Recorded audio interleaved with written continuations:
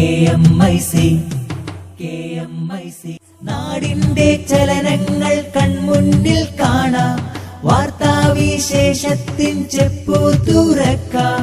KMIC news.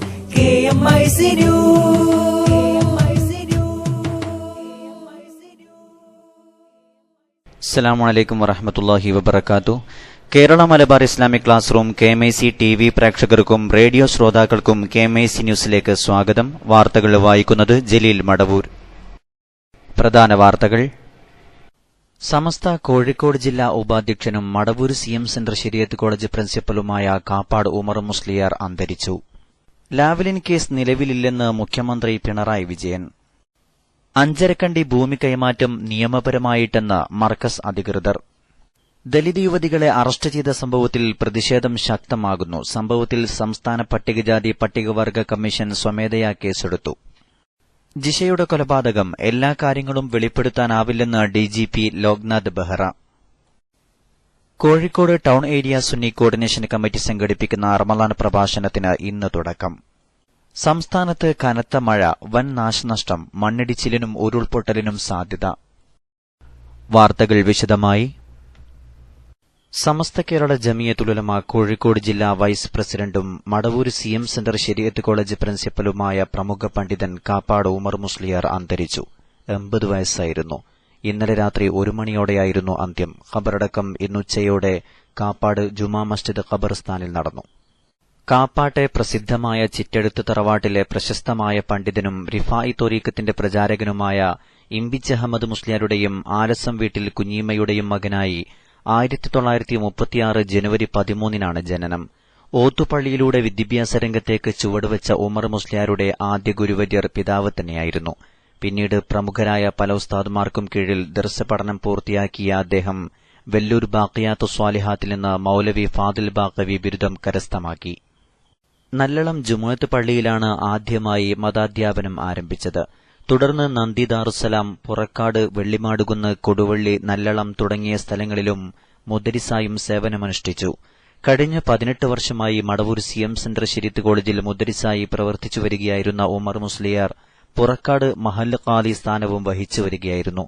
അരനൂറ്റാണ്ടിലേറെക്കാലം ദർസി രംഗത്ത് സേവനമനുഷ്ഠിച്ച ഉമർ മുസ്ലിയാർ ലാളിത്യവും വിനയവും കൊണ്ട് ശ്രദ്ധേയനായിരുന്നു. നൂറുകണക്കിന് ശിഷ്യഗണങ്ങളുള്ള കാപ്പാടുസ്താദിന്റെ വിയോഗവാർത്തയറിഞ്ഞ് ആയിരങ്ങളാണ് വസതിയിലേക്ക് ഒഴുകിയെത്തിയത്. ളുഹർ നിസ്കാരാനന്തരം കാപ്പാട് ജുമാ മസ്ജിദിൽ നടന്ന ജനാസ നിസ്കാരത്തിന് മർക്കസ് പ്രസിഡന്റ് സയ്യിദ് അലി ബാഫഖി തങ്ങൾ നേതൃത്വം നൽകി. Markaz general manager CM Muhammad Faizi അനുസ്മരണ പ്രഭാഷണം നടത്തി.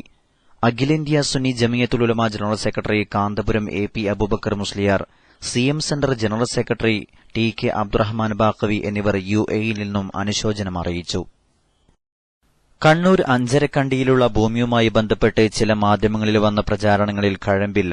പ്രസ്തുത ഭൂമി 2000 മുതൽ 2003 വരെയുള്ള വർഷങ്ങളിലാണ് മർക്കസ് കൈവശം വെച്ചത്. തുടർന്ന് നിയമപരമായ മാർഗങ്ങളിലൂടെ കൈമാറ്റം നടത്തുകയും ചെയ്തു. ഭൂമി വാങ്ങിയതും കൈമാറ്റം ചെയ്തതും നിയമപരമായി സുതാര്യമായിട്ടാണെന്ന് മർക്കസ് ലീഗൽ ഡിപ്പാർട്ട്മെന്റ് അറിയിച്ചു. ഭൂമി കൈമാറ്റ കേസിൽ നിന്ന് കാന്തപുരം AP അബൂബക്കർ മുസ്ലിയാരെ വിജിലൻസ് ഒഴിവാക്കിയതിനെതിരെ ചേളാരി സമസ്ത രംഗത്ത് വന്നിരുന്നു. Kozhikode town area Sunni coordination committee നടത്തുന്ന 18ാമത് റമളാൻ പ്രഭാഷണത്തിന് പതാക ഉയർത്തി. പ്രഭാഷണ നഗരിയായ കോഴിക്കോട് ഫ്രാൻസിസ് റോഡ് ഗ്രാൻഡ് ഓഡിറ്റോറിയത്തിൽ സ്വാഗത സംഘം ചെയർമാൻ സയ്യിദ് ജാഫർ ശിഹാബ് അൽ ജിഫ്രിയാണ് പതാക ഉയർത്തിയത്. UK അബ്ദുൽ മജീദ് മുസ്ലിയാർ, ബഷീർ പള്ളിക്കണ്ടി, സയ്യിദ് മുല്ലക്കോയത്തങ്ങൾ, സക്കീർ മുഗദാർ, സാദാത്ത് കുണ്ടുങ്ങൽ, അബ്ദുസലാം KP, അബ്ദുള്ള പ്രസംഗിച്ചു. ജിഫിരി ഹൌസ്, ഷേഖ് പള്ളി മക്കാം, കുഞ്ഞാലുപള്ളി മക്കാം സിയാറത്തുകൾക്ക് കൂളിമാട് അബ്ദുറഹ്മാൻ സഖാഫി, കാസിം സഖാഫി കണ്ണംപറമ്പ്, കുഞ്ഞാലുപള്ളി മുദരിസ്, സയ്യിദ് ഹാമിദ് അഹദൽ അൻവർ തുടങ്ങിയവർ നേതൃത്വം നൽകി. പ്രഭാഷണത്തിന്റെ ആദ്യ ദിവസമായ ഇന്ന് അബ്ദുൽ ലത്തീഫ് സാദി പഴശ്ശിയാണ് പ്രഭാഷകൻ. തുടർന്നുള്ള ദിവസങ്ങളിൽ അബ്ദുൽ വഹാബ് നഈമി കൊല്ലം, റാഫി അഹ്സനി കാന്തപുരം തുടങ്ങിയവർ പ്രസംഗിക്കും. 20 നടക്കുന്ന സമാപന സംഗമത്തിന് സയ്യിദ് ഇബ്രാഹിം ഖലീലുൽ ബുഖാരി നേതൃത്വം നൽകും. മുഴുവൻ പ്രഭാഷണങ്ങളും പരിപാടികളും തത്സമയം KMIC സംപ്രേഷണം ചെയ്യും. ദലിത് യുവതികളെ അറസ്റ്റ് ചെയ്ത സംഭവത്തിൽ പ്രതിഷേധം ശക്തമാകുന്നു. തലശ്ശേരിയിൽ ദലിത് യുവതികളെയും കുഞ്ഞിനെയും ജയിലിൽ അടച്ച സംഭവത്തിൽ സംസ്ഥാന പട്ടികജാതി പട്ടികവർഗ കമ്മീഷൻ സ്വമേധയാ കേസെടുത്തു. കമ്മീഷൻ ഉടൻ ഇവരെ സന്ദർശിക്കും. സൌജന്യ നിയമസഹായം നൽകാനും കമ്മീഷൻ തീരുമാനിച്ചു. സിപിഎമ്മിന്റേത് അസഹിഷ്ണുതയുടെ രാഷ്ട്രീയമെന്ന് കെപിസിസി പ്രസിഡന്റ് വി.എം. സുധീരൻ പറഞ്ഞു. സംഭവത്തിൽ മുഖ്യമന്ത്രി ഇടപെടണമെന്ന് പ്രതിപക്ഷ നേതാവ് രമേശ് ചെന്നിത്തല ആവശ്യപ്പെട്ടു. പോലീസിനെതിരെ നടപടി വേണമെന്ന് ഉമ്മൻചാണ്ടി. ദലിത് സമൂഹത്തിന് നേരെയുണ്ടാകുന്ന നിരന്തരമായ പീഡനത്തിന്റെ ഭാഗമാണ് ഈ സംഭവമെന്ന് മുല്ലപ്പള്ളി രാമചന്ദ്രൻ ആരോപിച്ചു. സിപിഎം ഓഫീസിൽ കയറി ദലിത് പെൺകുട്ടികൾ ആക്രമണം നടത്തി എന്ന് സാമാന്യബുദ്ധിയുള്ളവരാരും വിശ്വസിക്കില്ലെന്ന് മഹിളാ കോൺഗ്രസ്. സംഭവത്തിൽ മുഖ്യമന്ത്രി പിണറായി വിജയൻ മാപ്പു പറയണമെന്ന് യൂത്ത് കോൺഗ്രസും ആവശ്യപ്പെട്ടു. തങ്ങളോട് യോജിപ്പില്ലാത്ത രാഷ്ട്രീയ പ്രവർത്തകനെ, അത് സ്ത്രീകളായാലും ദളിത് വിഭാഗത്തിൽപ്പെട്ടവരായാലും, അവരോട് പകപോക്കുന്ന ഈ വിദ്വേഷ രാഷ്ട്രീയം, ഈ അസഹിഷ്ണുതയുടെ രാഷ്ട്രീയം കേരളത്തിന് നാണക്കേട് വരുത്തിവെച്ചിരിക്കുകയാണ്. ഈ കാര്യത്തിൽ ഗവൺമെന്റ് കാണിക്കുന്ന തെറ്റായ നടപടികൾ, പോലീസ് കാണിക്കുന്ന തെറ്റായ നടപടികൾക്കെതിരായി ജനങ്ങളുടെ മനസാക്ഷി ഉണരണം എന്നാണ് എന്റെ അഭ്യർത്ഥന. ഇത്തരം സംഭവങ്ങൾ കേരളത്തിൽ ആവർത്തിക്കാതിരിക്കാനുള്ള നടപടികൾ ഉണ്ടാകണം. നിയമങ്ങൾ ലംഘിച്ച, സുപ്രീം കോടതിയുടെ ഡയറക്ഷൻ ലംഘിച്ച ഉദ്യോഗസ്ഥർക്കെതിരെ നടപടി വേണം. ഇതിനെക്കുറിച്ച് സമഗ്രമായ അന്വേഷണം. ലാവ്ലിൻ കേസ് നിലവിലില്ലെന്ന് മുഖ്യമന്ത്രി പിണറായി വിജയൻ. ആരോപണങ്ങൾ കോടതി പരിശോധിച്ച് തള്ളിയതാണെന്നും പിണറായി വിജയൻ ഡൽഹിയിൽ വ്യക്തമാക്കി. വി.എസ്. അച്യുതാനന്ദന് ക്യാബിനറ്റ് പദവി നൽകുന്നത് സർക്കാരിന് മുന്നിൽ വന്നിട്ടില്ലെന്ന് മുഖ്യമന്ത്രി പറഞ്ഞു. പൊതുപ്രവർത്തനത്തിന് പ്രായം തടസ്സമല്ല, മനസ്സും സന്നദ്ധതയുമാണ് പ്രധാനമെന്നും പിണറായി വിജയൻ ഡൽഹിയിൽ മാധ്യമപ്രവർത്തകരോട് പറഞ്ഞു. ലാവ്ലിൻ കേസ് നിലനിൽക്കുന്നില്ല, അത് വലിയ തെറ്റിദ്ധാരണയാണ്. ലാവ്ലിൻ കേസ് സംബന്ധിച്ച് കോടതിയുടെ ഒരു പരിശോധന നടന്നു. ആ പരിശോധനയിൽ ഇത്തരം ഒരു കേസ് ചാർജ് ചെയ്യാനേ പറ്റുന്നതല്ല എന്ന് കോടതി കണ്ടെത്തി. അത് ഒറ്റയടിക്ക് കണ്ടെത്തിയ കാര്യമല്ല.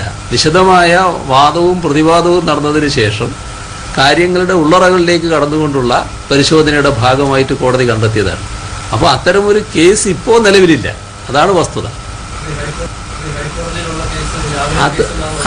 അത് പിന്നെ നിങ്ങൾ ഇടുന്ന പേരാണല്ലോ. പിണറായിയിലെ ആക്രമണത്തിന് പിന്നിൽ ആർഎസ്എസ് ആണെന്നും ബിജെപി സിപിഎം സംഘർഷം കേന്ദ്ര സംസ്ഥാന സർക്കാർ ബന്ധത്തെ ബാധിച്ചിട്ടില്ലെന്നും പിണറായി വിജയൻ വ്യക്തമാക്കി. ദേശീയപാത വികസനത്തിന് ടെൻഡർ നടപടിയിൽ കേരളത്തിന് ഇളവ് നൽകാമെന്ന് കേന്ദ്ര സർക്കാരിന്റെ ഉറപ്പ് ലഭിച്ചെന്ന് മുഖ്യമന്ത്രി പിണറായി വിജയൻ പറഞ്ഞു. പെരുമ്പാവൂരിലെ നിയമ വിദ്യാർത്ഥി ജിഷയുടെ കൊലപാതകവുമായി ബന്ധപ്പെട്ട് എല്ലാ വിവരങ്ങളും അന്വേഷണ സംഘത്തിന് പൊതുജനത്തെ അറിയിക്കാനാകില്ലെന്ന് ഡിജിപി ലോക്നാഥ് ബെഹ്റ. പ്രാഥമികമായി അറിയേണ്ട വിവരങ്ങൾ മാത്രമേ നൽകാനാവൂ. കേസിൽ കുറ്റമറ്റ വിചാരണ സാധ്യമാക്കാനാണ് ശ്രമിക്കുന്നതെന്നും എല്ലാവരെയും തൃപ്തിപ്പെടുത്തുന്ന അന്വേഷണം നടത്താൻ കഴിയില്ലെന്നും ഡിജിപി പറഞ്ഞു. പ്രതിയെ പിടികൂടിയെങ്കിലും കേസിൽ പ്രാഥമിക അന്വേഷണമാണ് നടന്നുകൊണ്ടിരിക്കുന്നതെന്നും ഈ ഘട്ടത്തിൽ കൂടുതൽ കാര്യങ്ങൾ പുറത്തുവിടാനാവില്ലെന്നും അദ്ദേഹം കൊച്ചിയിൽ മാധ്യമങ്ങളോട് പ്രതികരിച്ചു. പ്രതിയെ പിടികൂടിയാൽ ഉടൻ തന്നെ വാർത്താസമ്മേളനം വിളിച്ചുകൂട്ടുന്നത് തന്റെ രീതിയല്ല. കുറെ പരാതികൾ ഉണ്ടാകും. ജിഷയുടെ പിതാവ് പാപ്പു കേസുമായി ബന്ധപ്പെട്ട് ചില കാര്യങ്ങൾ ഉന്നയിച്ചിട്ടുണ്ട്. അന്വേഷണത്തിന്റെ പല ഘട്ടത്തിലും തന്നോട് തന്നെ പരാതി ഉന്നയിച്ചിട്ടുണ്ട്. ഇക്കാര്യങ്ങളും അന്വേഷണ പരിധിയിൽ ഉൾപ്പെടുത്തുമെന്നും ഡിജിപി പറഞ്ഞു. പ്രതിക്ക് പരമാവധി ശിക്ഷ ഉറപ്പുവരുത്തുകയാണ് പോലീസിന്റെ കടമ. ഇതിന് തെളിവ് ശേഖരിക്കേണ്ടതുണ്ടെന്നും ഡിജിപി കൊച്ചിയിൽ പറഞ്ഞു. ജിഷ വധക്കേസിൽ അറസ്റ്റിലായ അമീറുലുമായി ജിഷയ്ക്ക് പ്രണയബന്ധമുണ്ടായിരുന്നുവെന്ന് ദ്വിഭാഷി ലിപ്റ്റൺ ബിശ്വാസ്. അമീറിനെ ജിഷയുടെ മാതാവ് രാജേശ്വരി ആളവിട്ട് തല്ലിയിട്ടുണ്ടെന്നും ഇയാൾ മാധ്യമങ്ങളോട് വെളിപ്പെടുത്തി. കേസിൽ അമീറിനും പോലീസിനുമിടയിൽ ദ്വിഭാഷിയായി പ്രവർത്തിക്കുന്ന ലിപ്റ്റൺ കൊൽക്കത്ത സ്വദേശിയാണ്. കുളിക്കടവിൽ വെച്ച് അമീറുലിനെ ഒരു സ്ത്രീ ചെരിപ്പൂരി തല്ലുകയും ഇത് കണ്ട ജിഷ ചിരിക്കുകയും ചെയ്തതാണ് പ്രതിക്ക് ജിഷയോട് വൈരാഗ്യമുണ്ടാകാൻ കാരണമെന്നാണ് പോലീസ് ഭാഷ്യം. സംസ്ഥാനത്ത് കാലവർഷം വീണ്ടും ശക്തി പ്രാപിച്ചു. കനത്ത മഴയിലും കാറ്റിലും കൃഷിനാശമടക്കം വൻ നാശനഷ്ടങ്ങളാണ് ഉണ്ടായിരിക്കുന്നത്. തിരുവനന്തപുരം കുളത്തൂർ ആകാശവാണി ട്രാൻസ്മിഷൻ ടവർ തകർന്നതിനെ തുടർന്ന് ഇവിടെ നിന്നുള്ള പ്രക്ഷേപണം മുടങ്ങി. ജനവാസ മേഖലകളിൽ പലയിടത്തും വെള്ളം കയറി. മണ്ണിടിച്ചിലിനും ഉരുൾപൊട്ടലിനും സാധ്യതയുണ്ടെന്നും ജനങ്ങൾ ജാഗ്രത പാലിക്കണമെന്നും മുന്നറിയിപ്പിൽ പറയുന്നു. 55 കിലോമീറ്റർ വേഗത്തിൽ കാറ്റുവീശാൻ സാധ്യതയുള്ളതിനാൽ കടലിൽ പോകുന്ന മത്സ്യത്തൊഴിലാളികൾ ശ്രദ്ധിക്കണമെന്നും മുന്നറിയിപ്പുണ്ട്. തിരുവനന്തപുരത്തെ മാറനല്ലൂരിൽ പോലീസ് സ്റ്റേഷന് മുകളിൽ മരം വീണ് കേടുപാടുണ്ടായി. ജില്ലാ കലക്ടർമാർക്ക് ദുരന്ത നിവാരണ സേന ജാഗ്രതാ നിർദ്ദേശം നൽകിയിട്ടുണ്ട്. അവസാനമായി പ്രധാന വാർത്തകൾ ഒരിക്കൽ കൂടി. സമസ്ത കോഴിക്കോട് ജില്ലാ ഉപാധ്യക്ഷനും മടവൂർ സിഎം സെന്റർ ശരീഅത്ത് കോളേജ് പ്രിൻസിപ്പലുമായ കാപ്പാട് ഉമർ മുസ്ലിയാർ അന്തരിച്ചു. ലാവ്ലിൻ കേസ് നിലവിലില്ലെന്ന് മുഖ്യമന്ത്രി പിണറായി വിജയൻ. ദലിത് യുവതികളെ അറസ്റ്റ് ചെയ്ത സംഭവത്തിൽ പ്രതിഷേധം ശക്തമാകുന്നു. സംഭവത്തിൽ സംസ്ഥാന പട്ടികജാതി പട്ടികവർഗ കമ്മീഷൻ സ്വമേധയാ കേസെടുത്തു. അഞ്ചരക്കണ്ടി ഭൂമി കൈമാറ്റം നിയമപരമായിട്ടെന്ന് മർക്കസ് അധികൃതർ. Kozhikode town area Sunni coordination committee സംഘടിപ്പിക്കുന്ന റമളാൻ പ്രഭാഷണത്തിന് ഇന്ന് തുടക്കം. സംസ്ഥാനത്ത് കനത്ത മഴ, വൻ നാശനഷ്ടം, മണ്ണിടിച്ചിലിനും ഉരുൾപൊട്ടലിനും സാധ്യത. ജിഷയുടെ കൊലപാതകം എല്ലാ കാര്യങ്ങളും വെളിപ്പെടുത്താനാവില്ലെന്ന് ഡിജിപി ലോക്നാഥ് ബെഹ്റ. ഇതോടെ KMIC ന്യൂസ് ബുള്ളറ്റിൻ സമാപിക്കുന്നു. അടുത്ത ന്യൂസ് ബുള്ളറ്റിൻ സൌദി സമയം രാത്രി 10:30, തുടർന്ന് നാളെ വൈകിട്ട് ഇന്ത്യൻ സമയം 7 മണിക്ക്. ന്യൂസുകൾ അയക്കേണ്ട വിലാസം KMIC News Time @gmail.com. അസ്സലാമു അലൈക്കും വറഹ്മത്തുള്ളാഹി വബറകാതുഹു.